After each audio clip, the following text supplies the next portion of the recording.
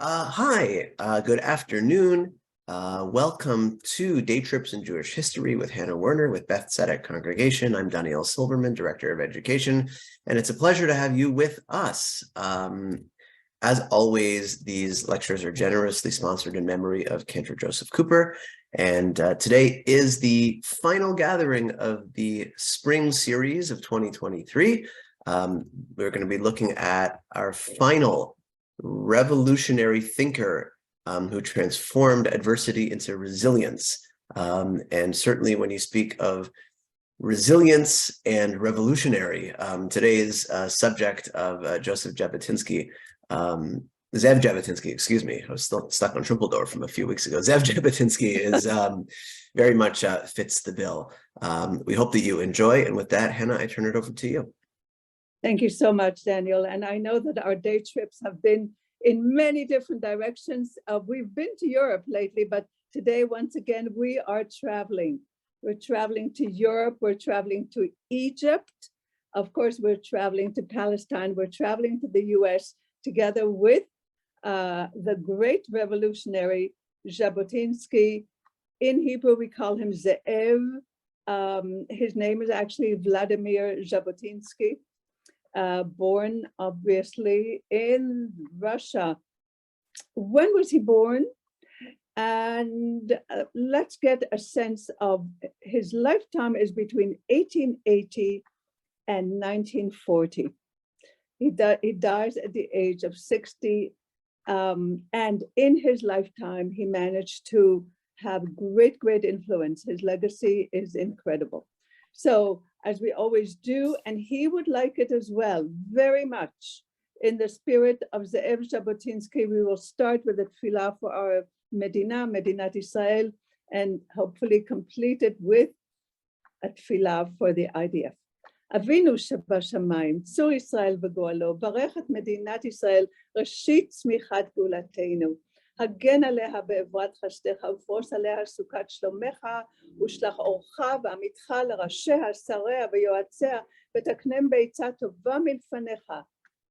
חזק את ידי מגיני ארץ קודשנו והנחילם אלוהינו ישועה ועטרת ניצחון תעטרם ונתת שלום בארץ ושמחת עולם ליושביה ונאמר אמן. Once again, I welcome you all as we do another day trip in Jewish history. And as we've looked at various great personalities who've left their impact on our history, today we're talking about a man who lived through the First World War, and he anticipated a lot of what was going on in the Second World War. In the meantime, by the way, by the age of 23, he was invited to become a delegate for the Odessa community to the 6th Zionist Congress, which really transformed his thinking, very much so. But what else? What else? Ze'ev Jabotinsky, you may say, is very much like Theodor Herzl, quite assimilated, very much an intellectual, a very gifted orator, a very gifted writer and translator of books and knew 12 or 13 languages, traveled widely, had a great deal of passion for the Jewish cause. He got that, and I would like to argue that because he traveled widely and saw the facts on the ground, he saw or foresaw that there's going to be a catastrophe. And he was very anxious to move Jews out of Europe and bring them to Palestine, because he understood that the situation in Europe is desperate. And so let's start really when he was born. He was born in 1880, and you know the 1880s were times of terrible pogroms in Russia, terrible, and of course the authorities would look the other way because they wanted this to happen. Jewish people endured much trauma and much poverty as well. And Jabotinsky, as a young man, could see that exactly what Bialik did, and I'll tell you in a minute why we're connecting Bialik and Jabotinsky, could see that Jews tended to be very scared and not retaliate and not feel that they were empowered. Jabotinsky, a man whose thinking evolved through the years, and he understood that our future will be in building up a state of our own. You may be surprised to hear that he felt that the Jewish state needs to be on both sides of the Jordan. And he had written an oath for the young people who joined him, and that oath involved being faithful to that cause of a state with a Jewish majority and on both sides of the Jordan. So as we sort of give an introduction about Ze'ev Jabotinsky, we realize that the situation at that time in 1880 indicated that the life of the Jew in Europe was simply from one horrific event to the next. One of the things that really, really moved him was, again, in 1903, and that was the Kishinev pogrom.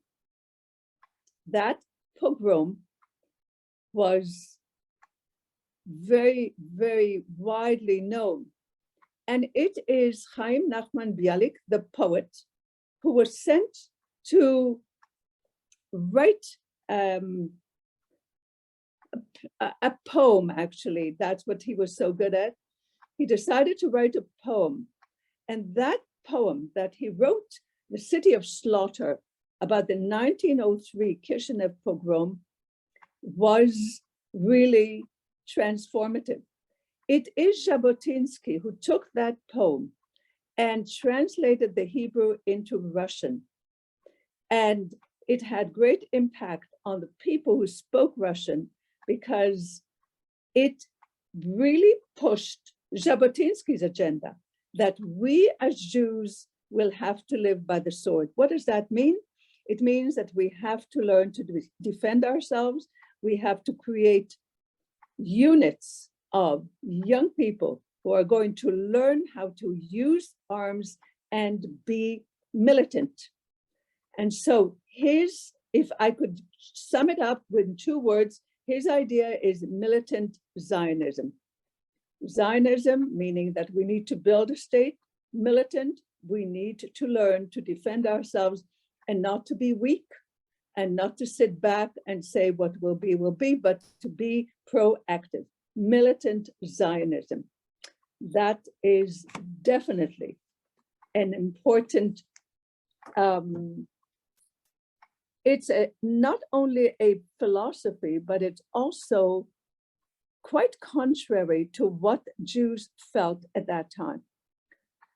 And we know that, felt helpless. So 1903, there are 2 important events that I just mentioned. One, the Kishinev pogrom that made a very strong impression on many people, not because it was like the Shoah, but it was a wake-up call that we as Jews need to learn to defend ourselves. And it started with Bialik, but it moved very quickly to the masses. And Jabotinsky's important position as a delegate to the 6th Zionist Congress in Basel once again opened his eyes. So perhaps he was very much an assimilated Jew and had the privilege of going to many of the Russian schools, and he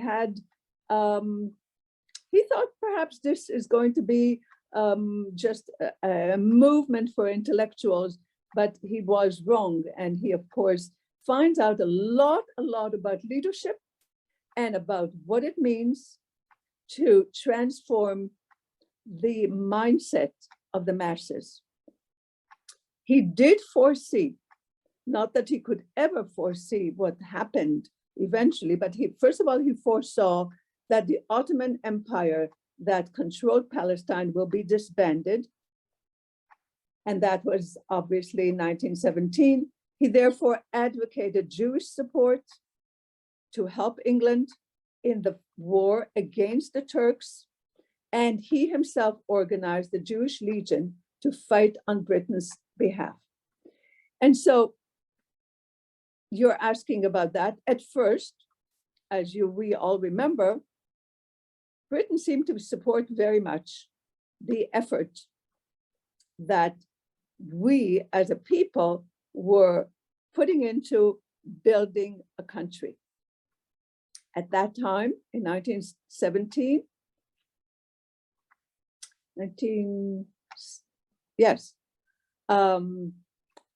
was very, very supportive. As time goes on, what we see is that Britain is more and more engaged with the Arabs, thinking that they need and they must support the Arabs because of the oil. And so their political stance really changes drastically. We know that. And eventually, they are really hampering any effort. Now, Jabotinsky also lived during the time that the Yishuv, in other words, the leadership in Palestine at that time, was advocating restraint. What does that mean? Since the British would arrest people who had armaments, and the British obviously wanted to delay, and issued a white paper eventually to make sure that Jewish immigration will be limited. Jabotinsky could see that this kind of thing will not work. So let's explain that. The leadership of the Yishuv, the Zionist organization at that time, advocated restraint. They were not militant. They weren't sure that it was a good idea to organize the Jewish Legion. Jabotinsky, on the other hand, has evolved his own thinking. Number one, we will not be able to practice restraint because we need to defend ourselves and we need to further our cause about building a country. Therefore, and that sort of gives you a sense of why eventually the Zionist movement will have another group called the New Zionist Movement. The New Zionist Movement is often called revisionists, from the word to revision, right, to revise. And so you've heard the title probably, they are the revisionist party. That revisionist idea is called the New Zionist Organization, and that is what Ze'ev Jabotinsky advocated, that we cannot see eye to eye with people like Ben-Gurion, Chaim Weizmann. They are looking for restraint. That's why, and all that I'm saying, and all that I'm trying to encapsulate right now is important in that one of his devoted students and looked upon him as a mentor, looked upon Jabotinsky as a mentor, is of course Menachem Begin, who calls him my teacher, and Begin was totally inspired by Ze'ev Jabotinsky, a younger Begin, right? These are important things because it obviously translates to the time when Begin finally becomes the prime minister in 1977, and his own philosophy is put to good use. I'm going to tell you that, you know,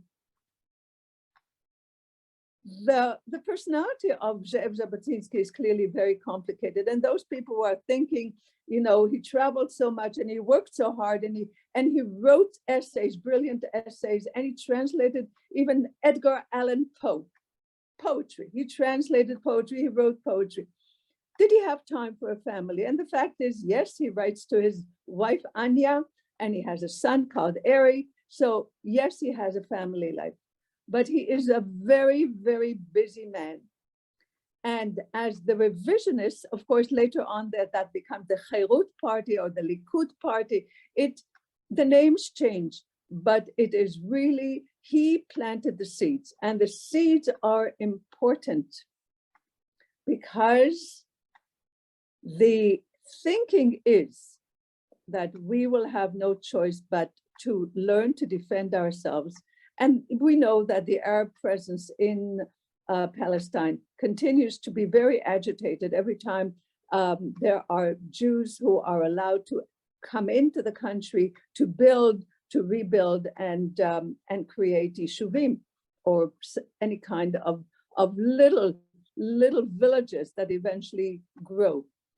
So even though he grew up very much as a Russian, just as much as a Jew, and he went to school, and being so brilliant, not all Jews could even get into the educational institutions, but he was brilliant. And when he was a young man, and he wrote poetry of very high quality, and he impressed people greatly.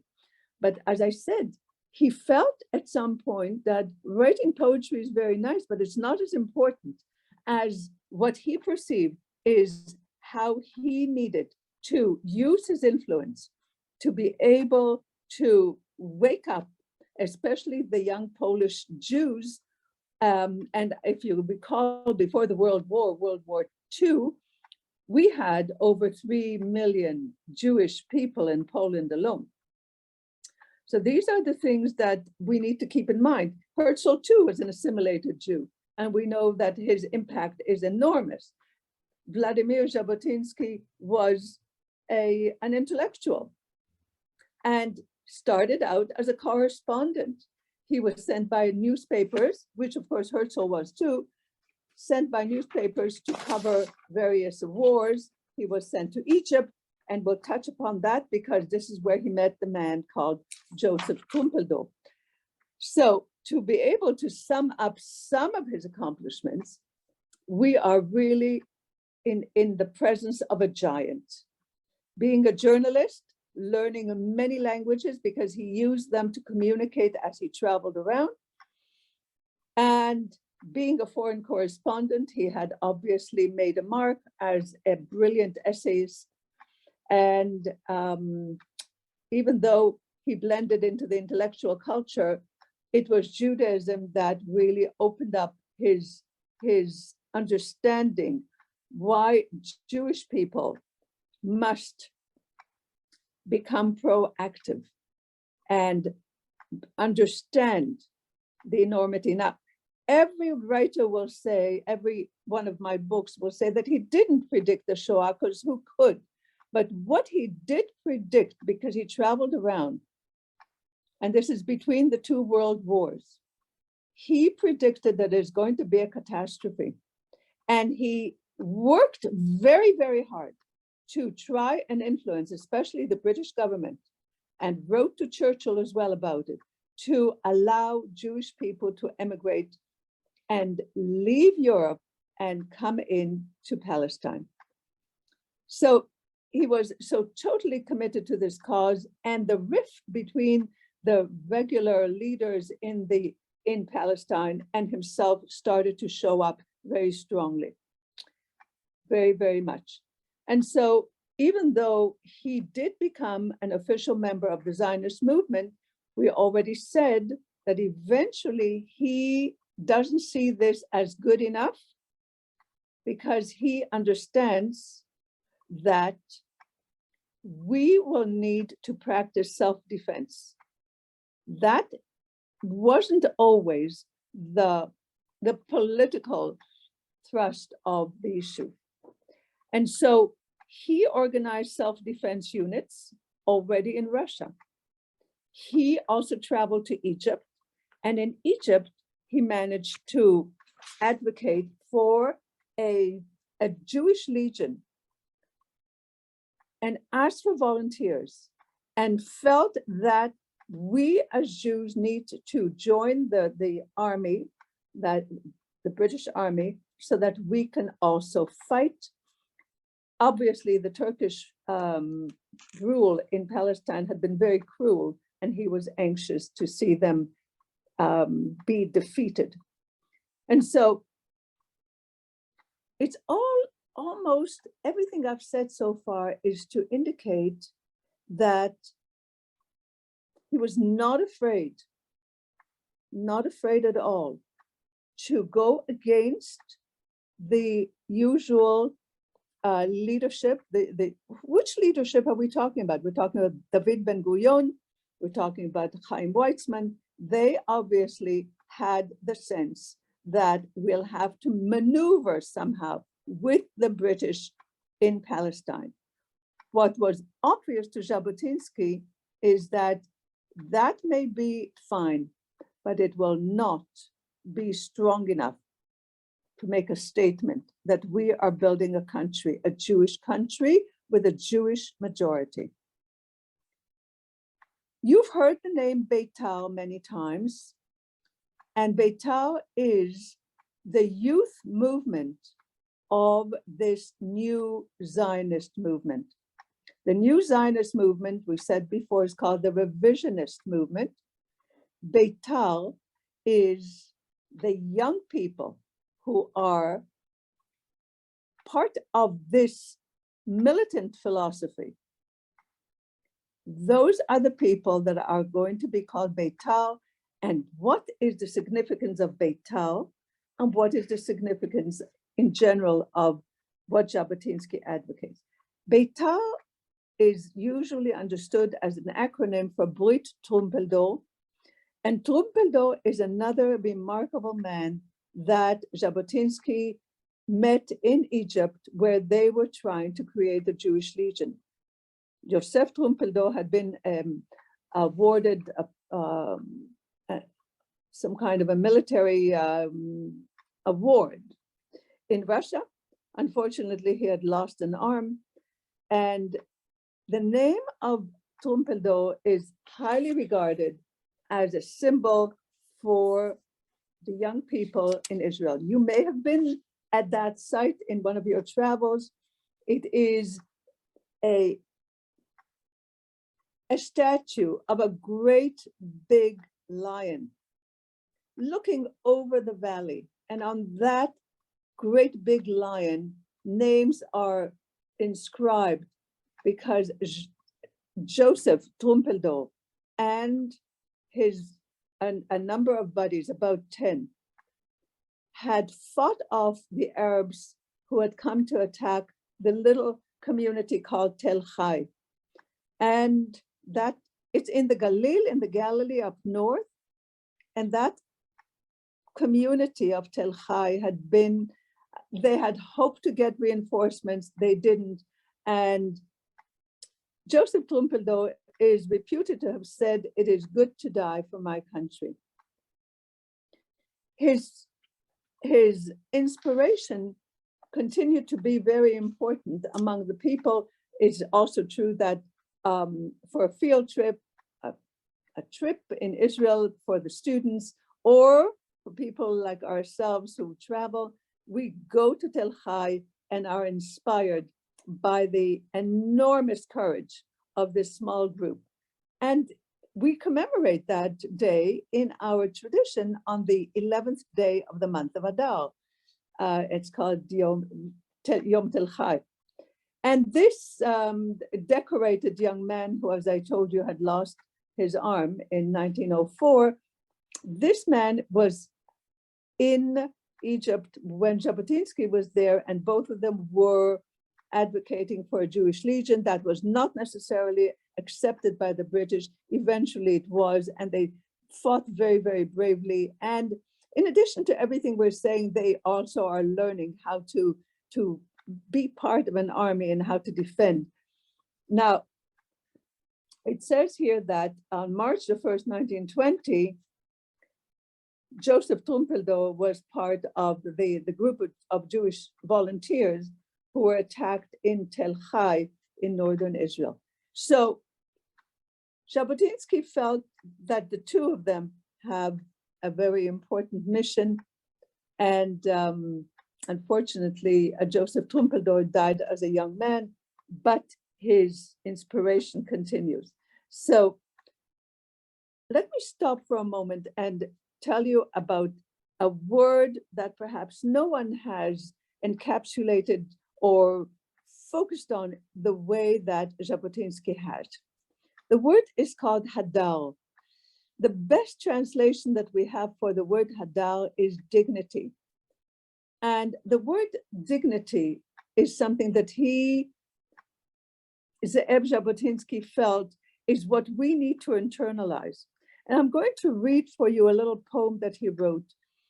What we're seeing is also something that Bialik had advocated, that we should not be like mice hiding in the corner, that we need to have a sense of dignity of who we are, and we are the children of David, King David, and all these. Now, in some places you'll see hadal understood as pride, in other places you'll see it called dignity. Difficult to translate, and that's what my books say. Not an easy word to translate. Hadal. And this is a guiding light for a man like Ze'ev Jabotinsky. Hadal, he felt, is to live with hadal, to respect, to win the respect for ourselves, to win the respect for our cause. And that's what he wrote.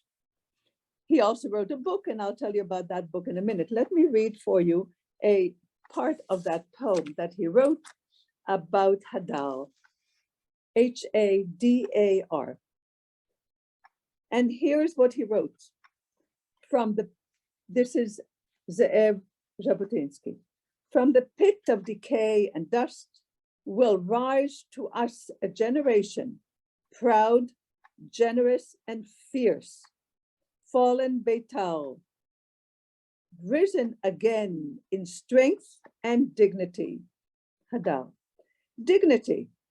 A Jew, though in poverty, is of royal strain, slave or refugee, the son of a king, crowned with a crown of David.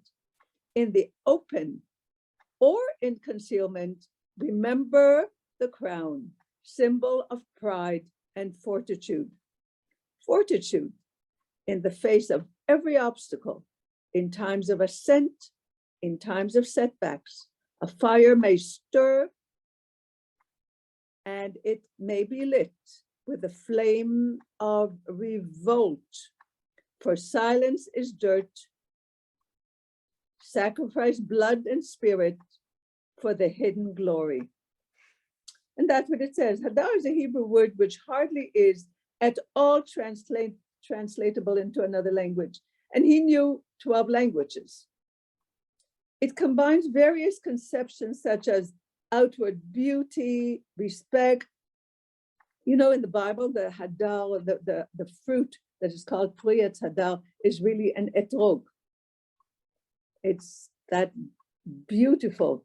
So beauty, respect, self-esteem, politeness, faithfulness. Imagine. The only suitable translation into the language of real life must be, is trying to find one, right?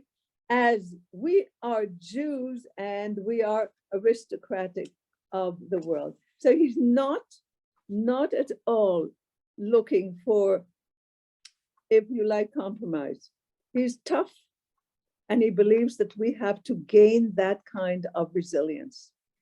So Jabotinsky, though he himself was so gifted, he really left all that to devote himself to the Jewish cause. And he may have made a name for himself really as a prolific writer, or as a poet, or, as I told you, a translator. But he decided that he wants to devote himself to a Jewish future that is full of hadal. And as I told you before, Begin sees him as his mentor. It says that Menachem Begin, around the time of his own high school graduation, heard Jabotinsky for the first time, squeezed into the orchestra pit of a sold-out auditorium. Begin was overwhelmed.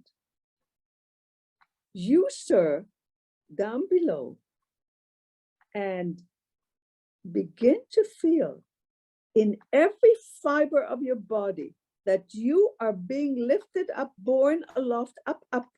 Have you been won over? No, much more than that.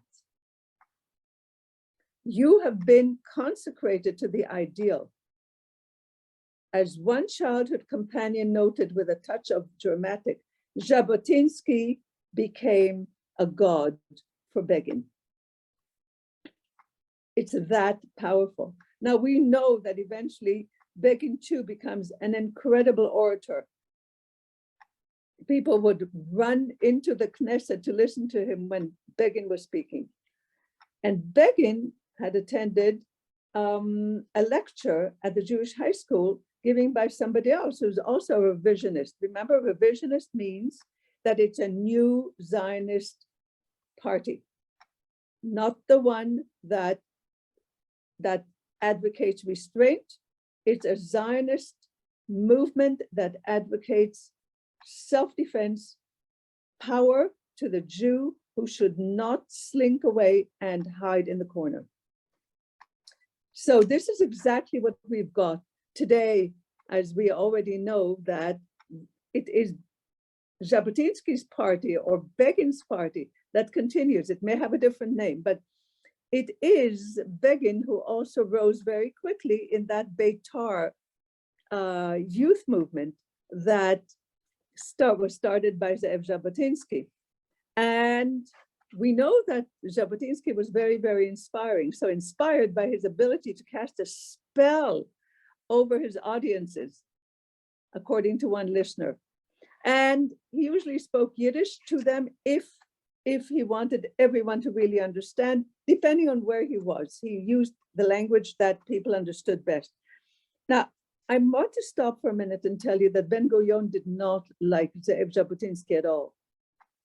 Didn't like him because he was angry about his militant approach. For Ben-Gurion, at that time, he thought the best way is, as I told you, restraint and be more calculating at the moment. You and I know that much, much later, Begin continues with the same militant idea when he bombs the King David and when he really transforms the mindset of the British, saying, we are not victims.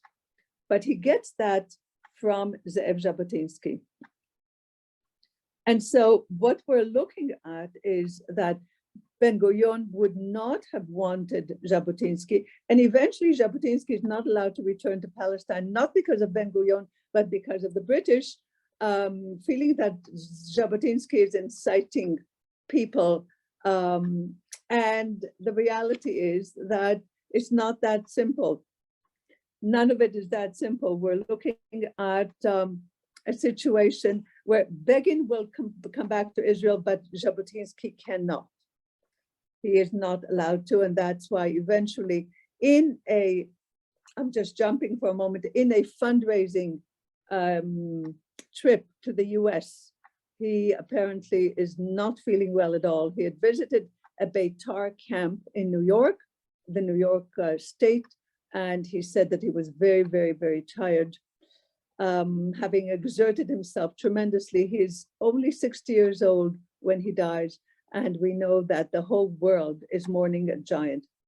Anyways, it's not about Begin, but what we're trying to see here is how the influence of Ze'ev Jabotinsky really has enormous power in order to form the Begin mindset that we as a people will just have to learn how to fight. And why? Because we need to learn how to defend ourselves. It's all about survival. And it's really very interesting because as we're speaking, this is the days right before, in the calendar, it's the days right before the 6-Day War. And we know how frightened the Jewish world was at the end of May 1967, and how everyone prepared for a war that we never wanted. And of course, we know that it ends really well, but it ends well because perhaps we can discuss that in our session, at the end of our class. In investing an awful lot of time and effort and thought to build up the Haganah, that its roots are way back in Europe and way back before the state was established. And it is people like Jabotinsky who really, really called for volunteers and asked the Jewish world to fight. Learning how to fight, he felt, was not a choice. It had to happen. And lucky that Begin then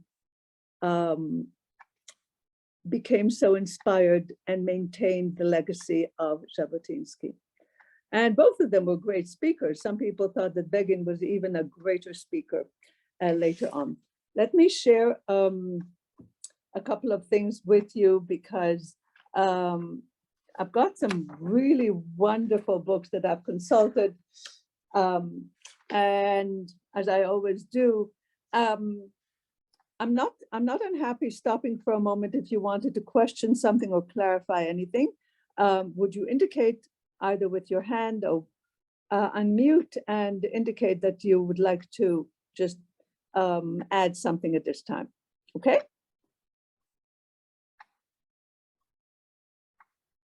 Good, okay.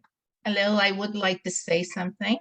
Please Hi. go ahead. This is a good time just to say, when you talk about the Six-Day War, there were what I would call Zionist chutzla oretz outside financially helping, and we had Zionists in Israel who sacrificed some of their children as soldiers for the fight.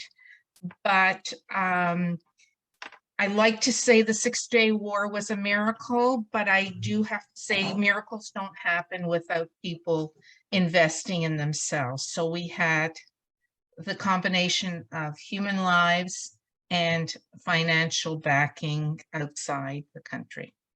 That's it.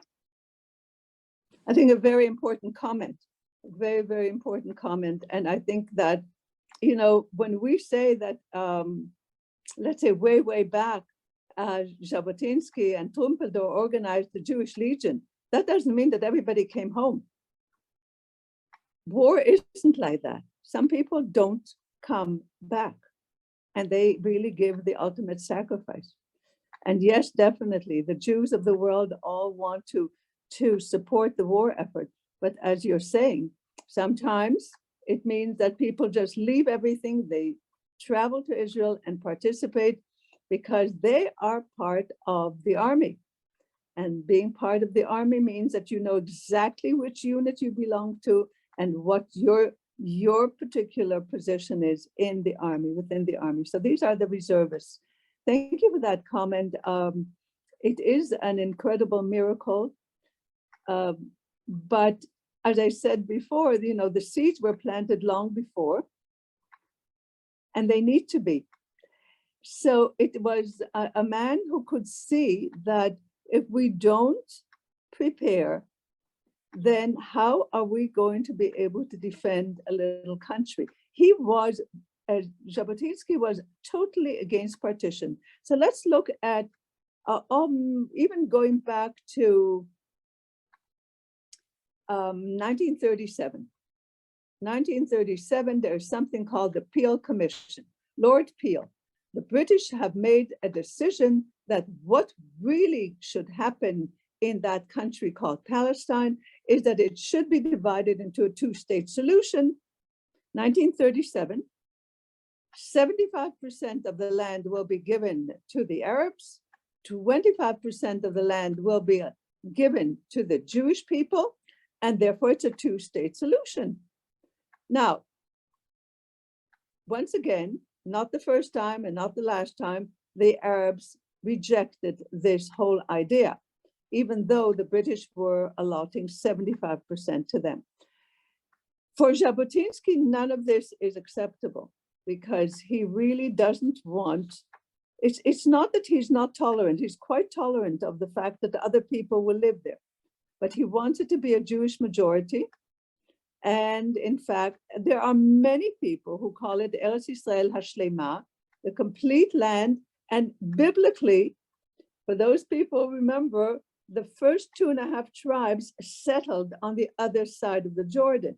For some people, Greater Israel means all of it, the east and the west side of the Jordan River. We know that that's not a fact today. And we also know that whenever any proposal was given, the likelihood was that Israel would say yes, or the Jews would say yes, and the Arabs would obviously say no. Yeah. So what about his leadership? And it's very sobering, because he was also learning. He didn't grow up as a leader. He was learning as to what happens when you become a leader. And I'd like to read some of it for you. And I also wanted you to know that he would, and this is not the time of emails or anything, but when he was coming, he would go back to Russia, for example. He would address hundreds of Jewish gatherings on behalf of Zionism and against the principle of communism. Why is that important? Because it became very attractive. Communism, this is right, it became very attractive to many of the Jewish people. The growing number of young Jewish people were attracted to communism. He spoke against it. And one of the biggest dividing factors between Jabotinsky and the leadership in Palestine was that he didn't think that we could make it as socialists. He didn't see that at all, whereas the beginning of the state was, the philosophy was, socialism is the way to go. So, and then of course, in 1914, Jabotinsky became again a roving correspondent for a Moscow daily, and he traveled extensively in the Allied countries. It's easier said than done. Those days you didn't travel quickly and comfortably. So he had lots of time to do some thinking and writing.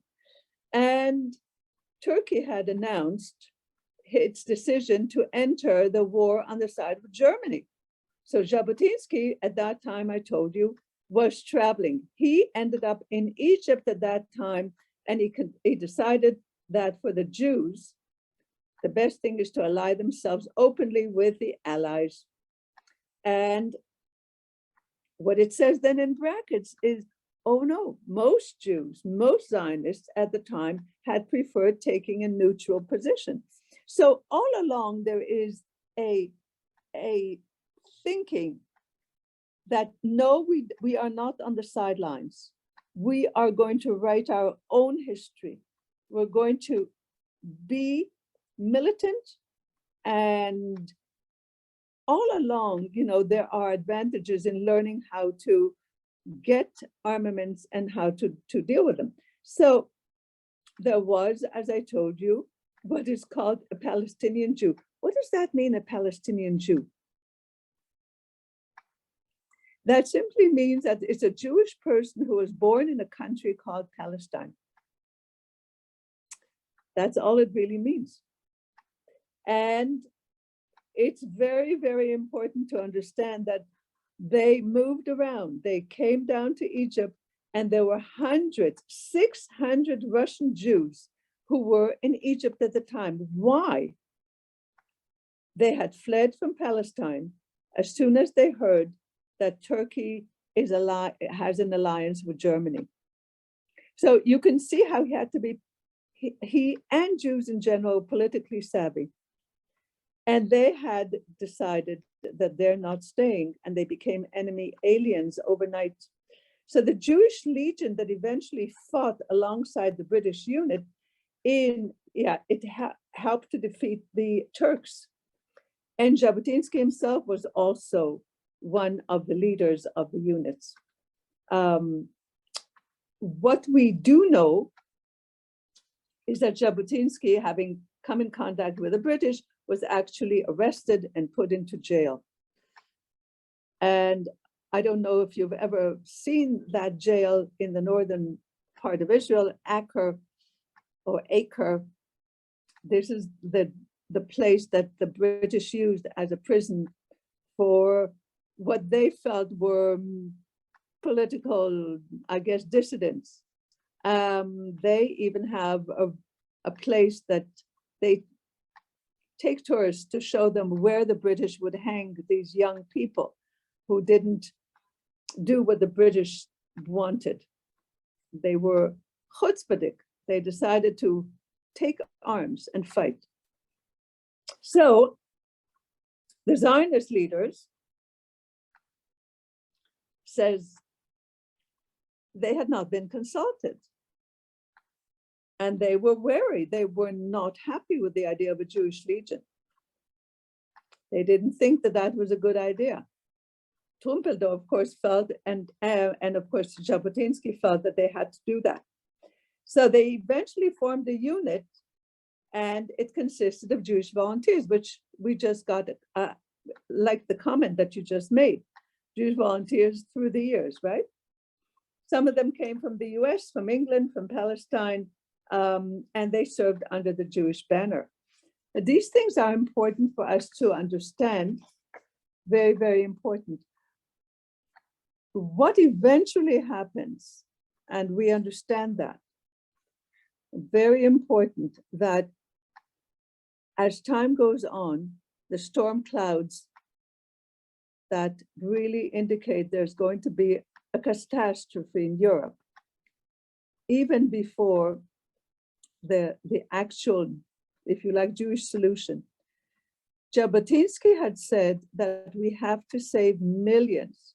He really was very, very upset that in the Peel Commission that I mentioned later on in 1937, Jewish immigration was limited to 12,000 a year. Why were they doing that? To please the Arabs and of course Arab oil, and this is the problem, right? So it says that he would travel all through the Baltic countries, Poland and Romania and Hungary as well, urging the Jews to pack up and leave, warning of an impending Holocaust. He may not have used the word Holocaust, the book is using that word, but he could see in his travels that the mood is very, very scary. He continued to preach that way even after the rise of the Nazi Party. And at one time, he even worked out a plan whereby 500,000 Jews from European countries would find a home in Palestine. I don't have to tell you that Jews and people in general were reluctant to leave their homes, thinking that this too shall pass, and we know too much about it for me to even touch upon it. It says that between 1936 and 1940, there was a movement of illegal immigrants into Palestine. We know that.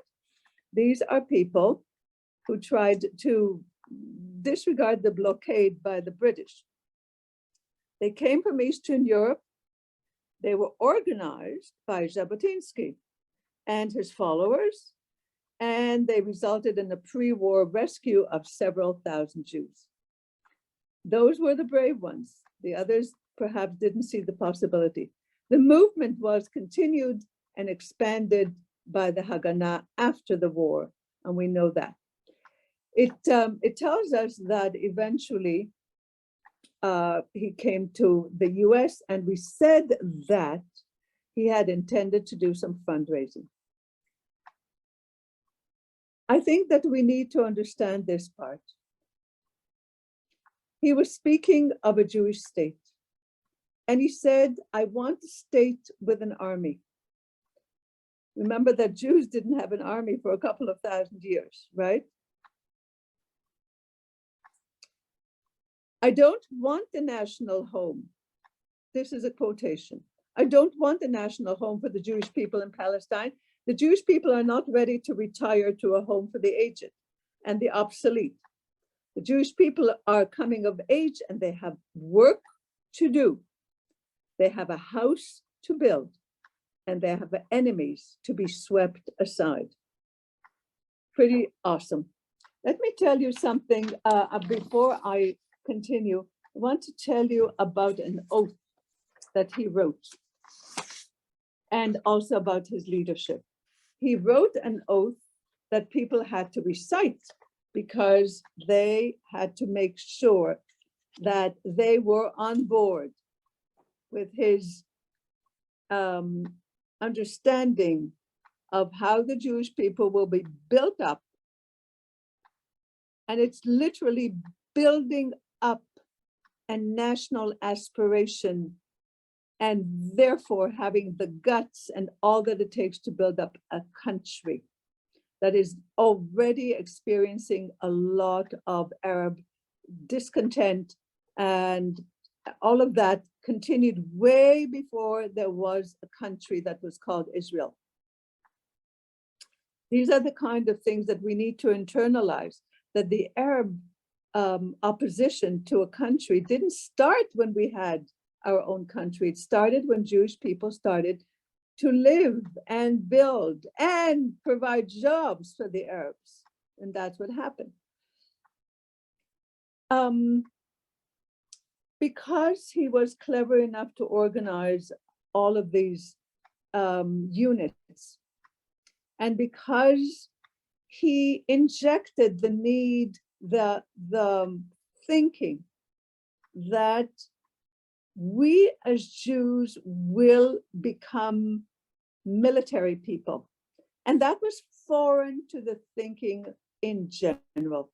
We had been in the diaspora, and generally in the diaspora, we are powerless and certainly not going to be organizers of anything so monumental as a Jewish army. So perhaps he saw this opportunity of creating a Jewish legion as an opportunity to really understand what warfare will entail. And so being a gifted orator meant that he also had the opportunity, that kind of opportunity to see people and to move them. I want to be able to share with you a book something from a book called Israel by Sir Martin Gilbert, who's really a masterful kind of a biographer. Let me tell you the name of the book by Jabotinsky. You may want to look at it, I don't know. It's in February 1940 in a book. This is after the white paper. You know what the white paper said, right? That Jewish immigration to Palestine will be limited. That's the British who advocated, no, you can't just come in.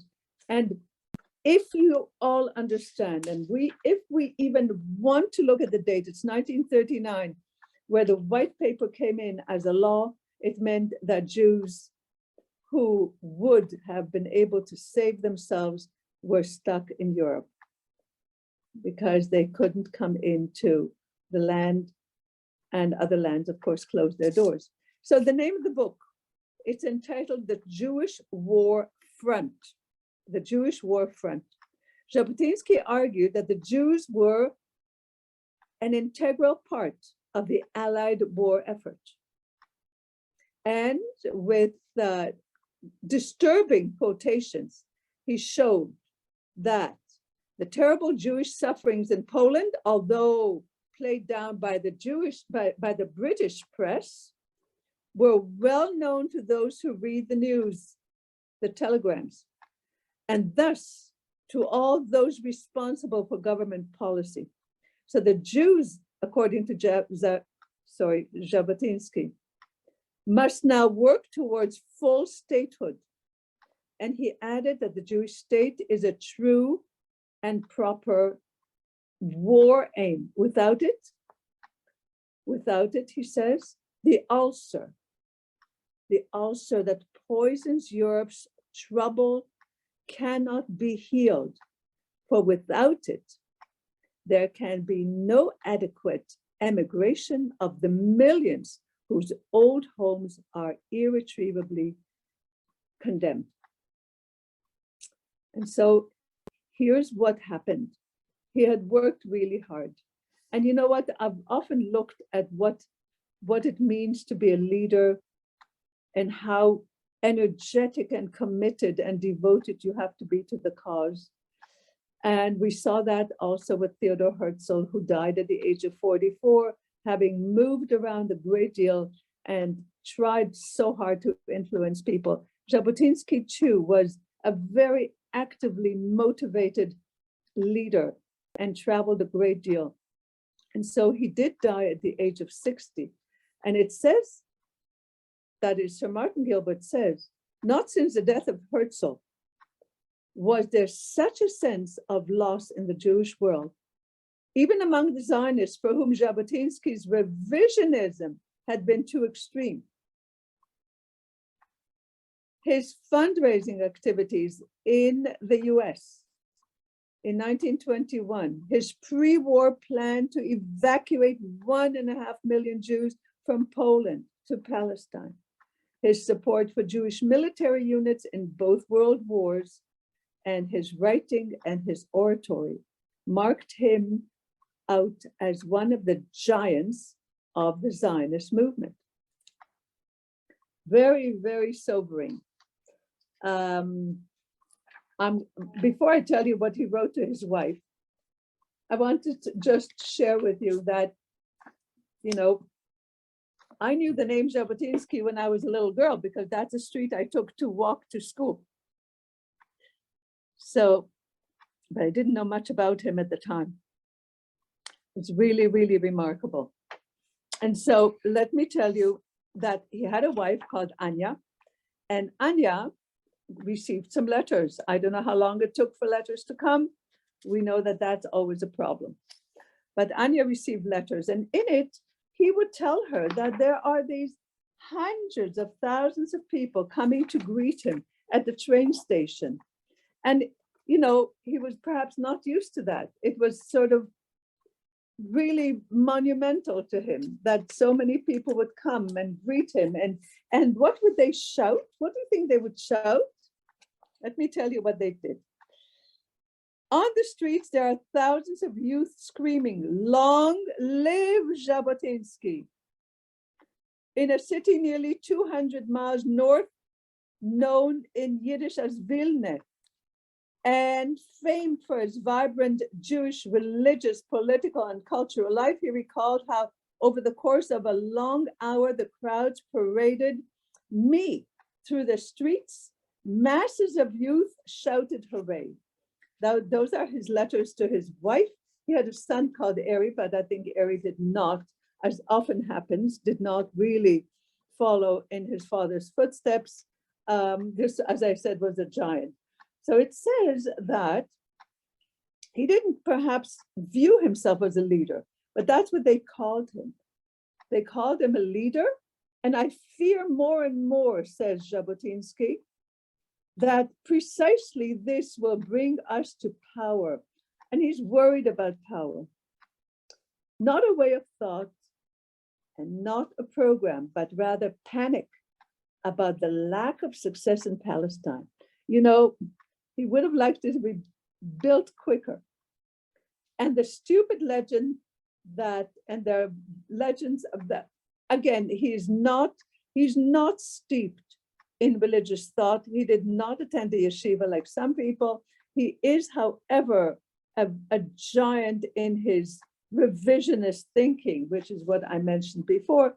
And I'd like to, this is from a book, a Beth Tzedek young man called Daniel Heller, and he wrote a book called Jabotinsky's Children. And so let me tell you what it says. There were torchlit processions, tumultuous rallies, sporting events. Youth movements became a critical means for political activists to cultivate those political practices. And with hundreds of young Polish Jews awaiting his arrival at the train station across the country, proclaiming him their leader, Jabotinsky came face to face with a new mode of politics. It was probably unheard of to be greeted by so many shouting young people. So the young Jews who greeted Jabotinsky not only enticed him to consider his style of political leadership, they also revealed to him that Poland's political scene, because there was Polish nationalism at that time, and they were influenced by that, it was exerting a profound influence on their self-image as Zionists. So there's always, influences and ideas that are percolating, as well as on their expectations of the revisionist movement and their attitude towards socialism and militarism and so on. So Jabotinsky became convinced that there was much to be gained by aligning the revisionist movement with the political platform. So let me just close with a couple of things and then open it up to a discussion. Dr. Heller continues with Jabotinsky's encounters with Polish Jewish youth not only changed the geographic orientation of his own political activism, but also transformed how he conceived of his role as a leader and the political platform that would bring him power. So what we're looking at really is a situation where the leader perhaps he didn't think, he always thought big, but didn't really, he was humble enough, not really thinking of himself as the great leader, but we know he was a giant. It says that Jabotinsky set out to organize, and he was a very fine organizer, we know that. He was an inspiring organizer. And what we said earlier, I want to just remind you. In our past day trips in Jewish history, we noticed that 1880, that decade in Russia, had profound influence on many great minds. We talked about it when we talked about Eliezer ben Yehuda, who really advocated for the revitalization of Hebrew. He was influenced by that. Emma Lazarus, with all the people that were coming from Russia to New York, she was completely inspired by them. 1880, we said, was a very difficult decade with pogroms. That pogrom word is a Russian word, you know that. And Ze'ev Jabotinsky was born into that reality. And so in some ways, it's not even surprising that he had the influence of maybe, and I wouldn't mind hearing how you see it, maybe it has to do with a personality that is not happy with pacifism, because pacifism for Jews meant being victimized. And just like Begin later on says, no, we are not victims, and you'll have to change that. That was as he dealt with the British. And for that too, we know that Begin and Ben-Gurion did not see eye to eye. But in terms of Ben-Gurion's attitude to Jabotinsky, it was even more hateful. It was terribly, terribly hateful. They each had an agenda, and they didn't see eye to eye. And we know that each one of these leaders contributed something that was essential to the building up of a country. But as we said before, there's always a sacrifice. At that time, I guess they weren't willing to compromise. How can they? If Jabotinsky was totally militant in his thinking, Ben-Gurion and Chaim, you know about Chaim Weizmann, right? He is the one who was a chemist. And when he was asked by the British, what would you like? He said, I just want to have a land for our people. So I'd like to just tell you that if we understand that there were many great people, and Trumpeldor perhaps doesn't get a whole lecture, but Joseph Trumpeldor was another name that influenced the way that young people looked at the world in Palestine, and why this was and continues to be very, very powerful. The Beitar Oath, remember Beitar is a revisionist organization for younger people. And the oath goes like that. And Ze'ev Jabotinsky wrote it, I devote my life to the rebirth of our Jewish state with a Jewish majority, and he said, on both sides of the Jordan. So as some closing words, as just a very short recap, he was a war correspondent for Moscow, and he was doing that for a newspaper in Egypt. He called Jews to join in military activity with the British against Turkey. He got at least 500 or to 600 men that were enlisted,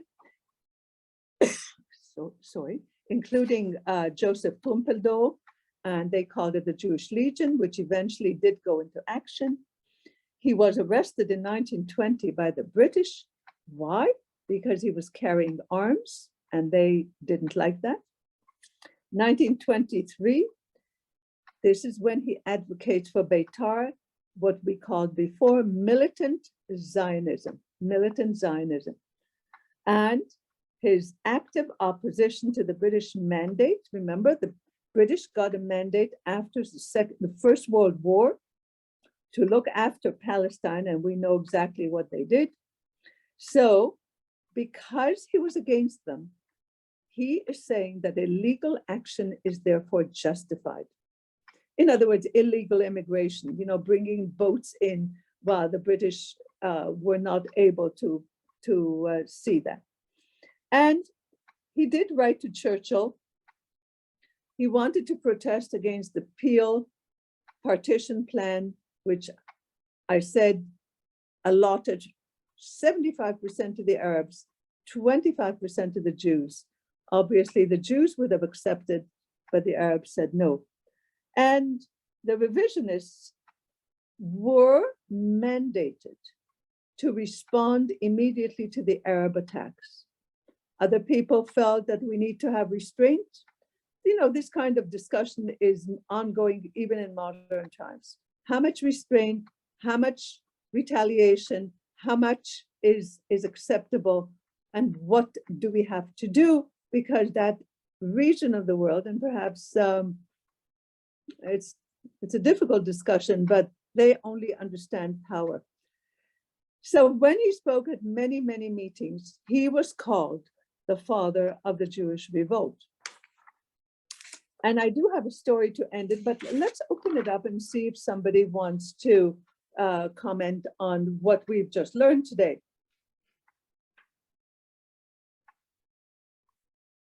Okay. A comment, sorry. You mentioned before that Jabotinsky really didn't have like a religious background. I understand that, and I can appreciate it. Then he took, the way I see it, that he looked at Judaism as a culture, and he wanted a place for them, and he wanted them to stand up. Okay, am I? Okay. Yep. Well, if that was the idea, then he could have gone to any country and said, okay, we want Jewish cultural freedom. But he chose a separate place like Palestine.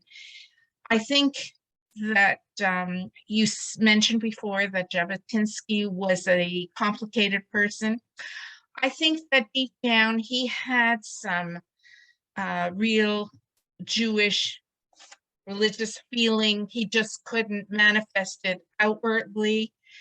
And I think it's displayed in his political view, even though it is militant. And, I salute him for it, so to speak. Oh, that's lovely. That is lovely. Now, remember that even if people were not steeped in Judaism, Right. Judaism is alive and well in all of these areas, as maybe as a cultural heritage. I totally agree with you that it would have been nice had he gone just like Eliezer ben Yehuda, who eventually is not religious at all, but he gets and education in the yeshiva. Bialik, again, a man who eventually writes all kinds of beautiful poetry. He spends time in a very prestigious yeshiva. Emma Lazarus doesn't obviously go to yeshiva, but makes sure that she starts to learn an awful lot about Jewish history and languages as well. So we're looking at people who see the importance of education, they see the importance of culture, and I think above all, they see the importance of activism in what they perceive as a Jewish future. So a leader is a person who may or may not, grow up in the, Rabbi Yitz Greenberg said very, very, very clearly, never give up on assimilated Jews. He may say it about all kinds of people, but certainly the best example is Theodor Herzl, who I understand had a Christmas tree in his house.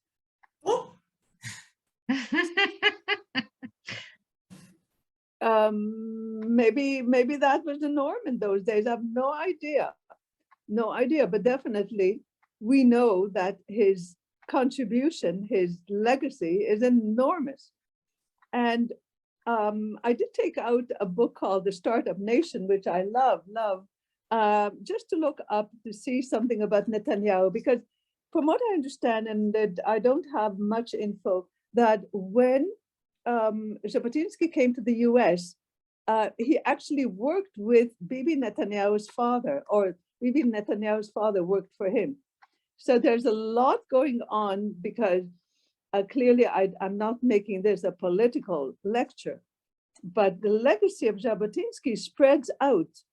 And we as a people who talk about Israel today, we know that in 1948 and before and after, if Jews had not learned to be militant, if militant Zionism had not been put on the map,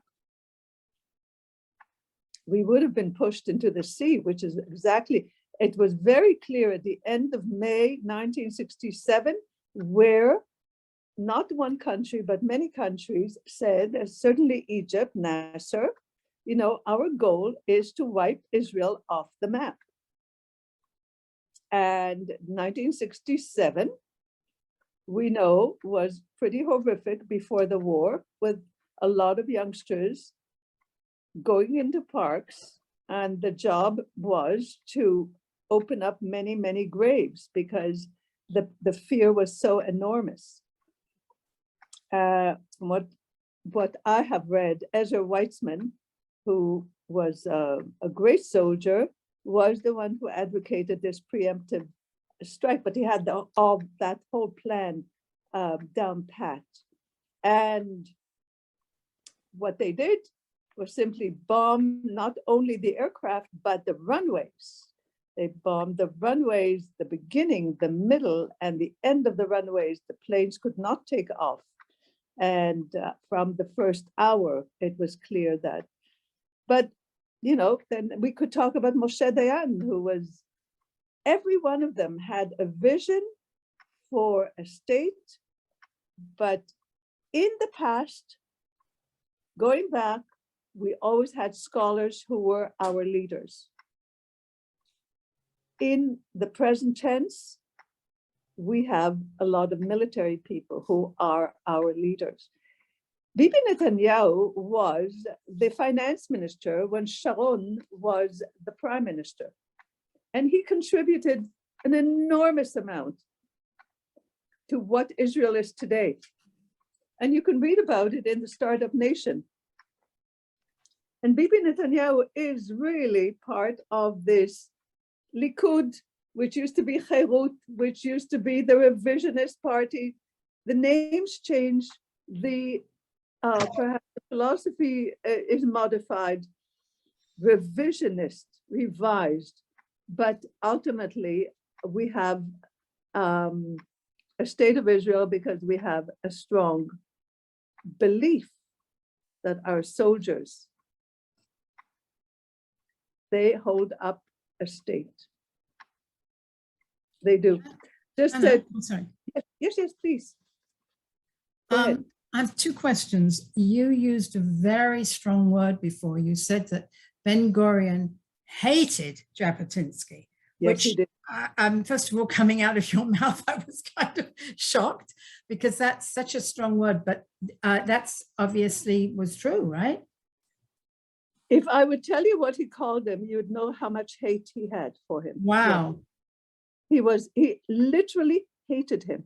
Was that because of his beliefs or because of his religious beliefs or because of what he was trying to do? What he was trying to do. You know, I think that to be fair, the more we learn about Ben-Gurion, the more he didn't really like the competition. He didn't like Begin's competition either. He thought perhaps Begin was trying to, he felt that if we can build a state, we have to work at it with one voice. He hated Jabotinsky. I don't use words like that easily. You've heard me speak before. Exactly. The other thing I wanted to say was, this is how I always feel, and you brought up the subject again of the Palestinians being offered 75% of the land while the Jewish people were offered 25%. So again, I go with the same thought that I've had in my head for many years, and that is, it is not about the land, it is about the Jews. What they want, in my opinion, which certainly hasn't got the knowledge that you have, they just want shot of the Jews. They want the land to be theirs, no Jewish people, finished. It wouldn't matter if it was 1%. They don't want to know that it was given to us. They don't want to hear, they put their fingers in their ears, so to speak. And I really feel that it is about the people, about the human people, and that's it. It's not about this tiny little bit of land. You know, thank you for your comment, just like Jabotinsky used a very specific word to denote dignity and pride and beauty. The word is hadal. It's a very, very, it's a word that is above and beyond in terms of what we need to work towards, to be proud Jews and to indicate that we need to, because he saw the pathetic Jew who was subservient, you know, to many in Europe. So he used the word hadal in the same way that this was powerful to him.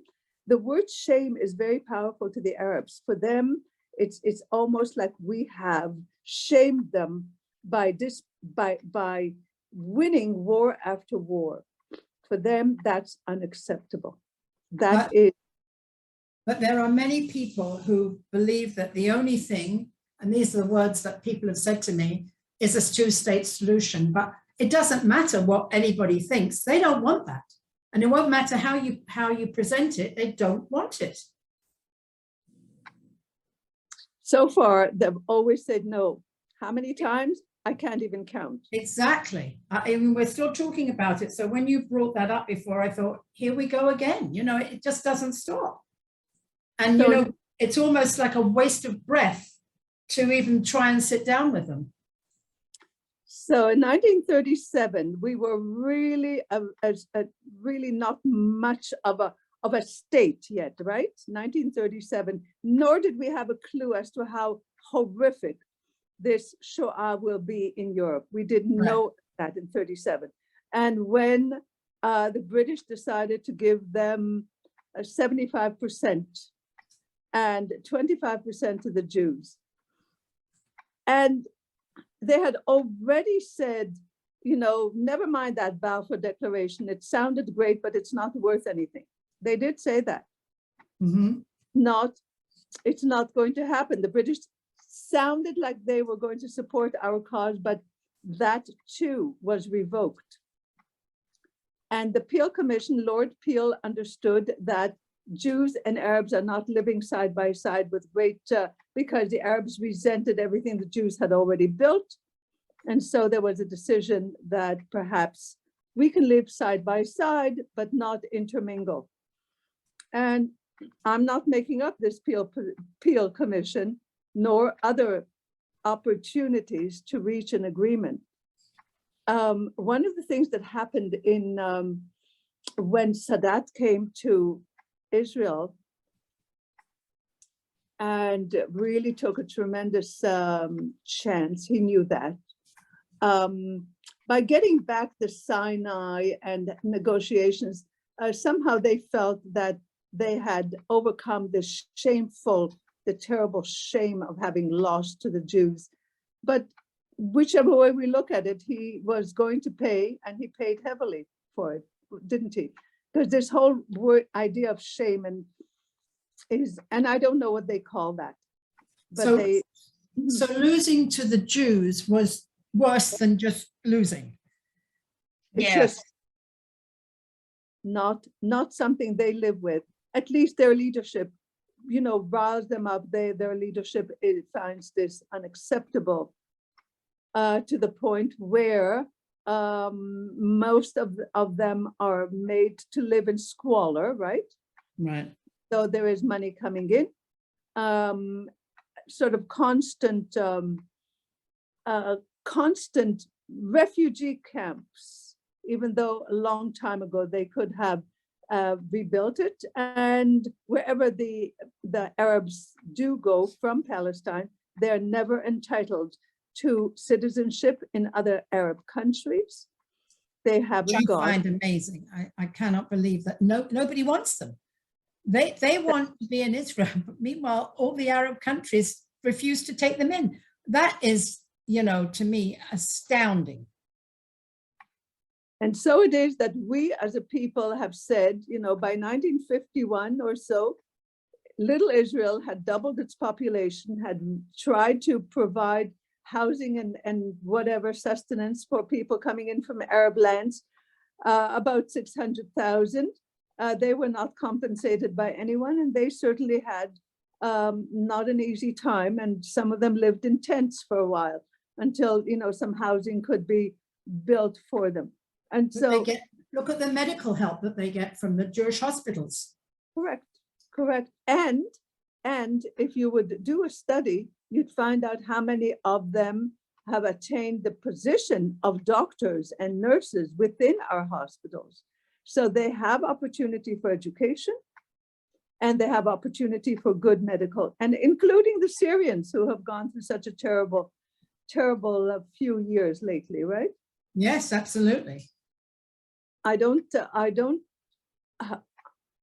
Yeah, so what I think I had said, and I think I must close with that, is that this can never, ever be a political lecture. It's a day trip. It's looking at history as we see it with the best. Now, I hope that I give that good balance, that one is not vilified or extra special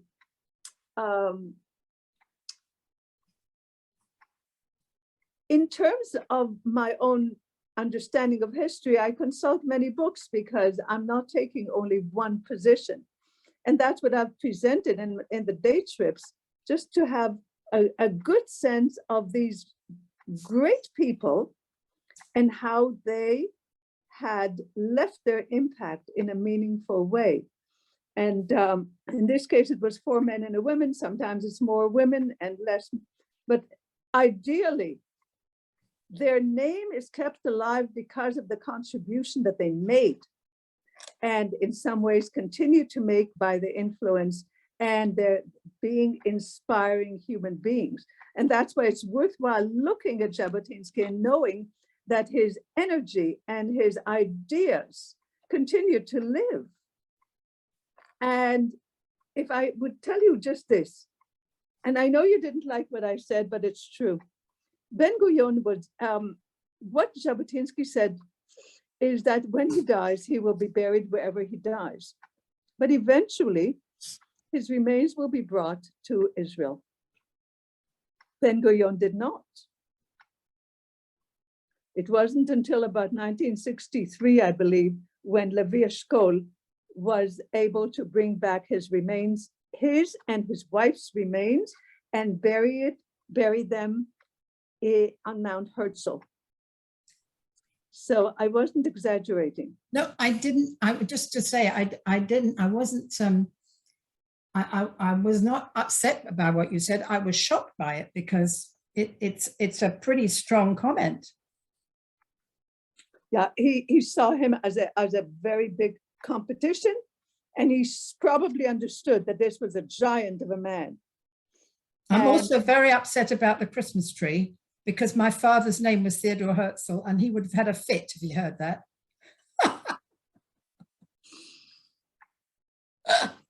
You know that one of the people that you may not have heard about is called Abba Kovner. And I've got a little story about that, and in order to close with a lovely story. So he was also a poet and a writer, and he was one of the founders of the museum that you may have visited called the Diaspora Museum in Tel Aviv University.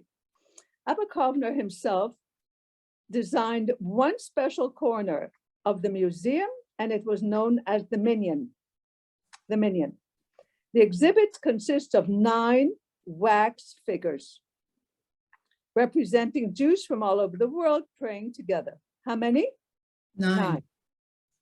Of course, there is an apparent problem with the exhibit. A minyan is 10, not 9. So Abba Kovner explained how, after the war, he was in Israel, living in a kibbutz, and he felt very alone. And he missed all of his family, and he missed his friends and his fellow fighters who fell in the war. And he grieved for the thousands already lost in the battle in establishing the land of Israel. In that time of aloneness, a Jew approached Kovner, asking him to be the 10th in a minyan.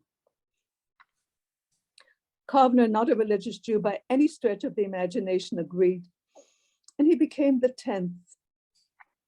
And that seemingly trivial moment in his life changed him forever. For it taught him that he was not alone, that he was part of a larger minyan of Klal Yisrael, and that he belonged to something far greater than himself. And so why only 9 figures in the exhibit at the Diaspora Museum?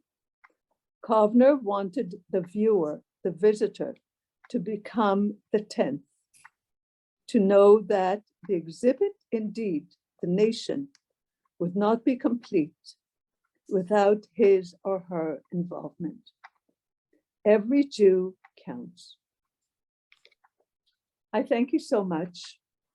Thank you, Hannah. It was fantastic. Thank you.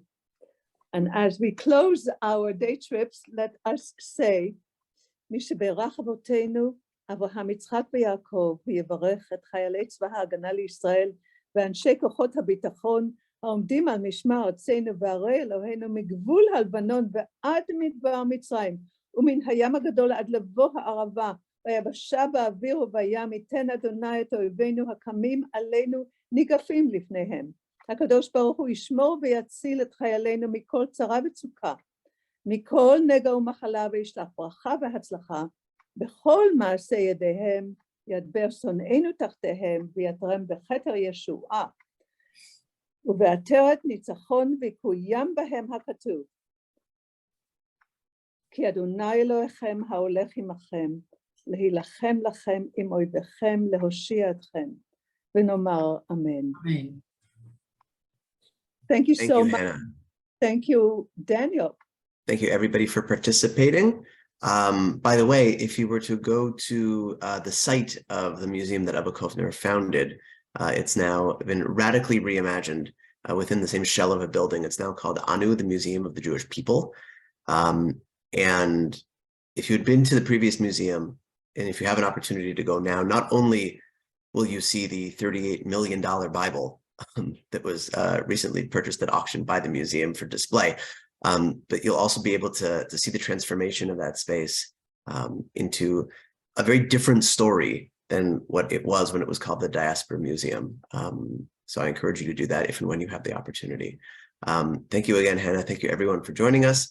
And we look forward to seeing you at upcoming Beth Tzedek programming in the near future. Have a wonderful afternoon.